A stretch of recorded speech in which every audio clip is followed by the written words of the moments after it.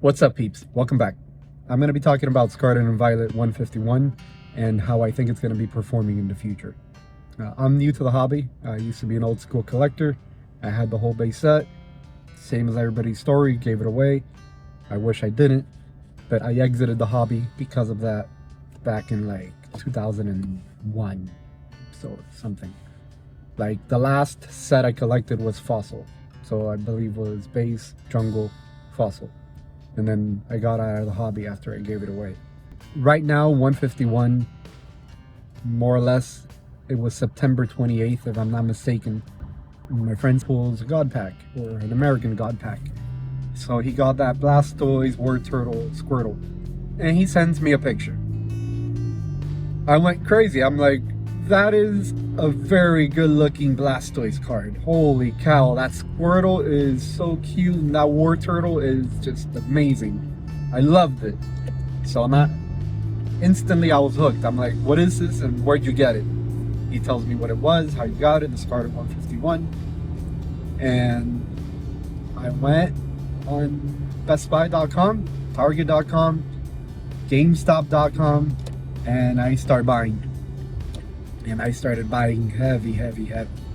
So within a week, I managed to buy as much inventory as I possibly could. And then, slowly here and there, I was able to pick up more in person when the stores restocked.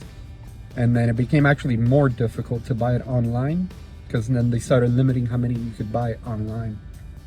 So I have a fairly good amount. I've already opened a fairly good amount. And I have a lot more to open with the kids. So where do I think this is going? Scarlet and Violet 151. It brought me back. I never thought I'd be back. My whole thing about not coming back, first of all, I was bitter. But it's just too many Pokemon, and I lost interest. It was way too much. Like, I didn't know them. I didn't play the games anymore. And so it was, I had no connection to it. So now 151 brought it back completely. My nostalgia is through the roof, and I'm sure many other people as well. So my point is, now I'm very much involved in the hobby. Again, I don't really know all the other new Pokemon, but now I'm involved in the hobby. I'm excited with the hobby. I've gotten on YouTube, obviously, posting some videos with my kids. I'm doing a lot of research. And Scarlet and Violet 151, like it impacted me that way, it impacted other people the same way. I'm assuming a lot of people were brought back like I was. And truthfully, the fact is that 151 specifically, whether these people stay or leave and return or come back or never come back, they came back for 151. They collected 151. Most of them with their kids, because they want to have that experience with their kids that they had with their moms and dads, or by themselves, with grandparents and aunts and uncles, whatever, with their family. They want to share that experience as well. They want to relive that nostalgia, and they're very hopeful, at least I am, and I'm assuming others are as well. We are very hopeful that our kids are going to remember it. And they're going to think about it, when they're grown-ups and say, you know what, I had a hell of a good time with my mom, dad, or whatever, collecting Pokemon cards. And I hope they'll have, I'm not going to let them give it away like I gave mine away. If they want to give it away, their collections that we're collecting together, they could give it to me. They could give it away to me. I'll hold it, I'll keep it, and then when they're ready, I'll have it right there for them to enjoy.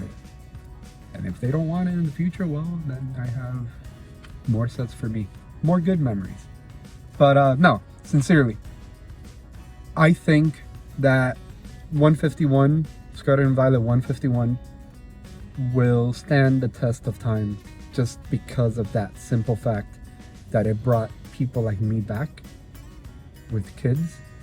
And then at some point, those kids are going to grow up and they're going to have that nostalgia as well for 151. Is it going to perform the same as the original base set in the future? I don't know. Hard to tell. But I'm fairly confident it's going to perform well. I can't speak for any other Pokemon product because I don't know it well enough.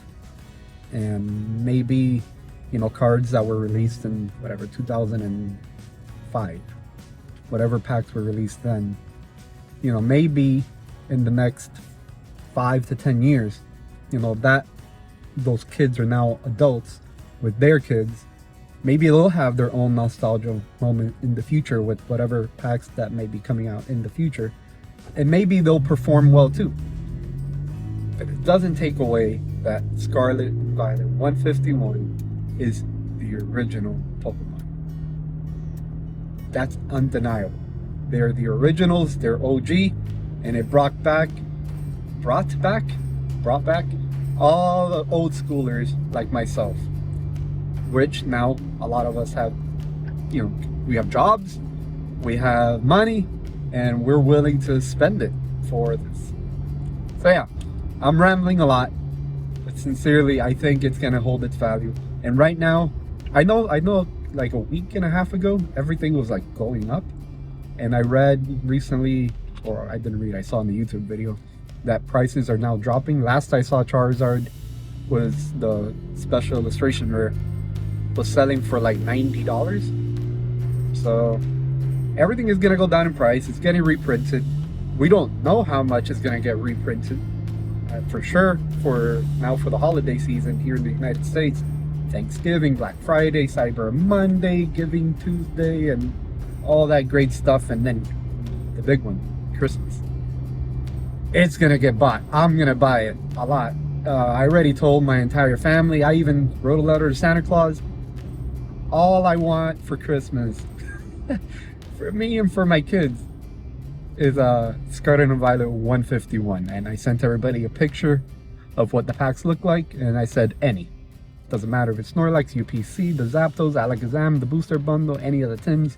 That's what we want. And we're gonna open a lot. I'm gonna try to save some. Just having it there for a long time, I don't know. Because, I don't know. And if I do save it, it'll probably be for me to give to the kids in the future. But then will they want it in the future? I was doing the math. Right now I'm 38.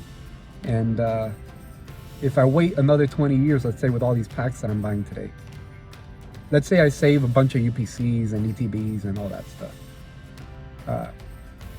In 20 years, I'm going to be 58. Like, I'm not saying 58 is old or anything, but you're no spring chicken anymore, It's, I don't know. At 58 years old, I'm probably going to be still holding my current set that I'm building for 151. But how involved in the hobby I'm going to be, I don't know. Will my kids care? I don't know. But at least I'll have that there. And maybe I could sell it. Maybe I won't sell it because it has an emotional attachment to me. Then that's not a good investment, because now it's just an emotional attachment. Now it's just a thing, And I'll have a hard time letting go of it in 20 years. Maybe I still have this YouTube channel. Maybe we've grown and expanded and it's a whole thing. Who knows? And then I'll do some pack openings, 20 years later, of all my 151 products instead of selling them. And at least I could have that. And maybe the kids will be with me doing it as well. Maybe we'll be enjoying our nostalgia, all of us together. Eve would be almost 30 years old. Jack would be 28. So that'll be pretty cool. I wish that's how it is. But we have yet to see. That's 20 years from now. But yeah, I predict that 151 is going to do well long term. Individual cards are going to do well for 151 long term.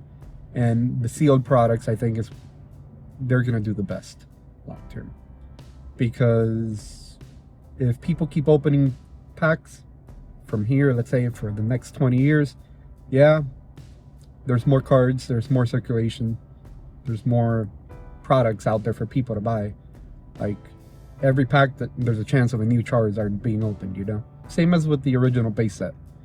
And that's not to say that the cards are going to lose their value, because they really haven't in the base set. On the contrary, they've gone up, but you never know how the market is going to react to it in the future for this specific product, 151.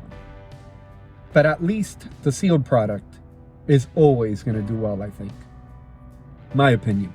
Because in the future, people like me, my kids, you know, your kids, whoever that has experienced 151 now in its infancy, is going to also want to have that nostalgia, relive that moment. Maybe with their kids in 20 years. You know, at 29 years old, Eve can be a mom, easily. 28 years old, Jack can be a dad. And maybe they have like a toddler or a bigger kid, who knows, but maybe they just want to relive that experience with them. So they're gonna buy these products. A UPC may cost what? It's 120 now. It's already selling in some places for like 80 bucks. So maybe for a moment in time, it's gonna be between $70 to $120 now. But in the future, it's gonna be $500, $600. I'm fairly confident. I'm talking in 20 years. Maybe even more. Especially the UPC, maybe even more. But yeah. So that's pretty much what I think is gonna happen. That's my prediction. Everything's gonna go up in value just because of the nostalgia. And definitely, I don't think is gonna compete. Yeah, I don't think it's gonna compete with base set ever. I think base set is unique. This is just gonna be a base set 2.0. You know, just the originals. And maybe in the future Pokemon does another release of another 151 style thing, which is all the originals. And I'm sure that will do very well as well.